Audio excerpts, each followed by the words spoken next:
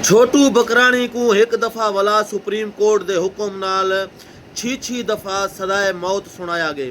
तो आपको जिमें पता है कि छोटू गैंग कच्चे दे विच एक वड्डा गैंग आ। 2016 दे विच छोटू गैंग ने 24 पुलिस एहलकार हैं जिहड़े उन्हें को यरगमाल करते 6 पुलिस एहलकारें को जो है कतल कर दिता, शहीद कर दिता गया। ਉਹਦੇ बाद जो है पुलिस ऑपरेशन नाकाम थीवन दे नाल नाल पाक फौज ने ऑपरेशन शुरू किया हा जिहड़ा छोटू गैंग के ਜਿਹੜੇ 18 ਸਾਥੀ ਹਨ ਉਹਨੇ ਫੌਜ ਦੇ ਸਾਹਮਣੇ ਸਰੈਂਡਰ ਕਰ ਦਿੱਤਾ। ਉਹਦੇ ਬਾਅਦ 2019 ਦੇ ਵਿੱਚ ਲਾਹੌਰ ਹਾਈ ਕੋਰਟ ਦਾ ਫੈਸਲਾ ਥਿਆ ਕਿ ਛੋਟੂ ਗੈਂਗ ਦੇ ਜਿਹੜੇ 3 ਸਾਥੀ ਸਮੇਤ ਜਿਹੜਾ ਛੋਟੂ ਗੈਂਗ ਆ ਇਹਨੇ को सजाए मौत सुनाया गया।